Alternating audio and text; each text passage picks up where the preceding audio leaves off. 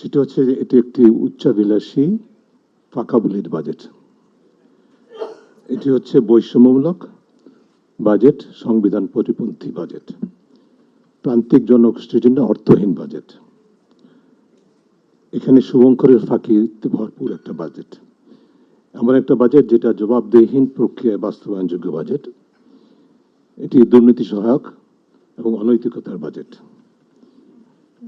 Small বিজনেসের জন্য hostile budget, এবং নট লিস্ট সরকারের যে ক্ষমতাসীন সরকারের যে নির্বাচনী অঙ্গীকার তার সাথে সাংঘর্ষিক বাজেট।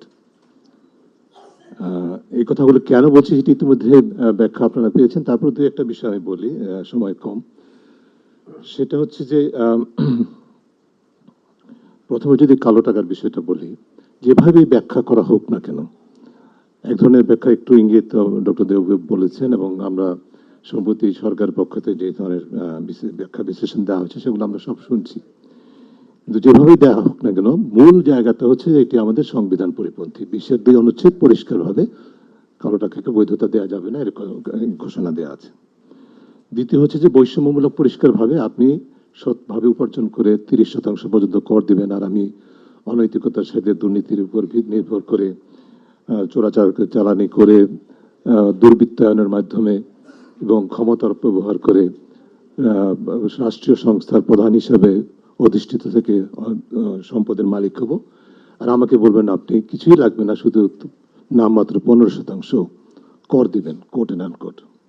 যেখানে আমাকে আপনার রাষ্ট্রের দায়িত্ব আছে আমাকে জবাবদিহিতা নিশ্চিত করা এই অপরাধগুলোর জন্য। আমি সেই অপরাধের মাধ্যমে কিন্তু ওই অবৈধ সম্পদের মালিক হয়েছে, অর্থের মালিক হয়েছে, যাদের কথা আমি বলছি। যেখানে বিচার আয়ত্তে আনার কথা সেখানে তারা আমরা সরকার পরিষ্কারভাবে বলে দিচ্ছে এটা নিয়ে প্রশ্নও তোলা যাবে না। দিন পর্যন্ত 72 থেকে শুরু করে এ পর্যন্ত 75 থেকে 1975 থেকে শুরু করে প্রায় প্রতি বাজেটে এই সুযোগটা দেওয়া হয়েছে। এবারে হচ্ছে আরো বেশি ব্যতিক্রম, হারটা 15%। প্লাস এটা হচ্ছে যে এটা কারো কোনো আইনগতভাবে কোনো প্রাতিষ্ঠানিকভাবে প্রশ্ন তোলা যাবে না। এখন যে নামটা অলরেডি বলেছেন, এটা গোপন করার কিছুই নাই। আমি নাম বলি, নাম বলেন আপনি, বেনজির মানে অনন্য। আচ্ছা ঠিক আছে, এর মধ্যে একটা নাম, কোনো নজির নাই। এর সাথে আমি এইটা বলেছি, আমি কাউর নাম নেই নাই। এর সাথে নামটা, আচ্ছা ঠিক আছে, আমিও নাম বলবো না। অন্য প্রাক্তন প্রাক্তন পুলিশ প্রধান, র্যাব প্রধান সহ যাদের বিরুদ্ধে দুর্নীতির অভিযোগ উত্থাপিত হচ্ছে এবং খুব লম্ফঝম্প করে তদন্ত করা হচ্ছে, তারা যদি আগামীকাল বলে যে আপনি কোন অধিকারে, কোন আইনের উপর ভিত্তি করে আমাকে তদন্ত করবেন, কারণ আমার তো এই 2024-এর বাজেট আইনে পরিষ্কারভাবে বলা হচ্ছে এটা কোনো আইনগতভাবে প্রশ্ন করা যাবে না। এই প্রশ্ন এর সুযোগই নেই। সো অবাস্তব, সম্পূর্ণভাবে অবাস্তব বিষয়। এবং যেটা করা হচ্ছে বাস্তবে সেটা হলো যে যারা দুর্নীতি করছেন তাদেরকে পুরস্কৃত করা হচ্ছে, লাইসেন্স দেওয়া হচ্ছে সারা বছর অবারিতভাবে আরো দুর্নীতি করার, অপরাধ করার, অবৈধতা করার।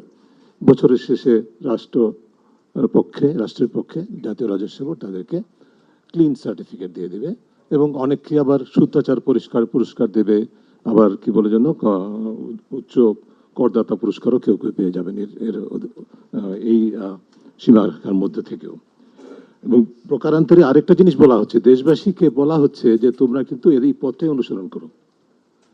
যারা বাংলাদেশে এখনো, আমি বিশ্বাস করি, আপনারা নিশ্চয়ই বিশ্বাস করেন, আমাদের মধ্যে এখানে অনেকেই আছেন, আমরা আশা করবো সবাই আমরা চাই যে আমরা সততার সাথে, নৈতিকতার সাথে আমরা আয় উপার্জন করবো এবং নিজেদের পেশাগত দায়িত্ব পালন করব। আগামীকাল এই আইন পাশ হওয়ার পর আমি কিন্তু বর্তমান প্রজন্ম, তরুণ ভবিষ্যৎ প্রজন্ম, পরবর্তী প্রজন্মকে বলতে পারবো, বলার আমার সাহস নাই তুমি আদর্শলিপি অনুসরণ করে সদা সত্য কথা বলো। এই সাহসটা কিন্তু আমার কাছ থেকে কেড়ে নিয়েছে রাষ্ট্র। নৈতিকতার যে ভিত্তি সম্পূর্ণভাবে ধ্বংস করে দিচ্ছে এই ধারাবাহিকভাবে এই পদক্ষেপের মাধ্যমে, এবং সেটা চূড়ান্ত রূপ আমরা, চূড়ান্ত না মানে সর্বোচ্চ রূপ আমরা দেখছি, যে হয়তো আর সামনে আরো চূড়ান্ত দেখব। একটি দৃষ্টান্ত আছে, জাতীয় রাজস্ব বোর্ডের হিসাব অনুযায়ী 72 থেকে শুরু করে এই পর্যন্ত যে কালো টাকা বৈধতার নামে যে সুযোগটা দেওয়া হয়েছিল, তাতে রাষ্ট্রের রাজস্ব আদায় হয়েছে 4,600 কোটি টাকা। 4,600 কোটি টাকা শুনলে পর মনে হয় একটু বেশ ভালো অঙ্ক, কিন্তু এটার বিনিময় মূল্য কি? রাষ্ট্র কি, সরকার কি উপলব্ধি করে? এই বিনিময় মূল্য হচ্ছে যে আমাদের নৈতিকতা। নৈতিকতা বিশ্ব এই 4,600 কোটি টাকার জন্য বাংলাদেশ থেকে নৈতিকতার উৎখাত হবে এমন রাষ্ট্র আমরা স্বাধীনতার জন্য যুদ্ধ করেছিলাম? এটা তো হওয়ার কথা না। এবং এই স্বাধীনতার ধারক বাহক বর্তমান সরকার। সেখানে আসছে নির্বাচনী অঙ্গীকার। আপনারা নির্বাচনী অঙ্গীকার যারা দেখেছেন 2024-এর, এর আগেও প্রতিটা যতবার আওয়ামী লীগ নির্বাচনে অংশগ্রহণ করেছে, বিশেষ করে বর্তমান প্রধানমন্ত্রী বিদেশ থেকে ফেরার পর যখন আওয়ামী লীগের নেতৃত্ব নিয়েছে, প্রতিটি নির্বাচনে অঙ্গীকারে আমরা বিশ্লেষণ করে দেখেছি, পরখ করে দেখেছি, দুর্নীতির বিরুদ্ধে পরিষ্কার সুন্দর সুন্দর কথা আছে। এবং বিএনপিরও রাজনৈতিক ম্যানিফেস্টোতে সেটা আছে। কিন্তু এবারে নির্বাচনী অঙ্গীকারে যেটি সরকার ক্ষমতাসীন দল, পুরো একটা অনুচ্ছেদ আছে সুশাসন সম্পর্কে, অনেকগুলো গুরুত্বপূর্ণ মানদণ্ডের উপর নির্ভর করে 3.2। হ্যাঁ, এবং সুনির্দিষ্টভাবে কতগুলো দুর্নীতি বিরোধী, দুর্নীতির বিরুদ্ধে শূন্য সহনশীলতার ঘোষণার পাশাপাশি, যেটি মাননীয় প্রধানমন্ত্রী প্রায়শই পুনরাবৃত্তি করেন আমাদের উৎসাহ যোগানোর জন্য, তার পাশাপাশি অনেকগুলো 1 ডজনেরও বেশি সুনির্দিষ্ট দুর্নীতি বিরোধী অঙ্গীকার আছে। তার একটা হচ্ছে অন্যতমভাবে পরিষ্কারভাবে বলা হয়েছে, যারা অবৈধ উপায়ে অর্থ উপার্জন করবে সেই অর্থ সরকার বাজেয়াপ্ত করবে, এবং যারা এর জন্য দায়ী, যারা এই ধরনের অর্থ উপার্জন করবে তাদেরকে জবাবদিহিতা নিশ্চিত করবে, দৃষ্টান্তমূলক বিচার নিশ্চিত করবে। এটা আমার কথা না, সরকারের নির্বাচনী অঙ্গীকারের কথা।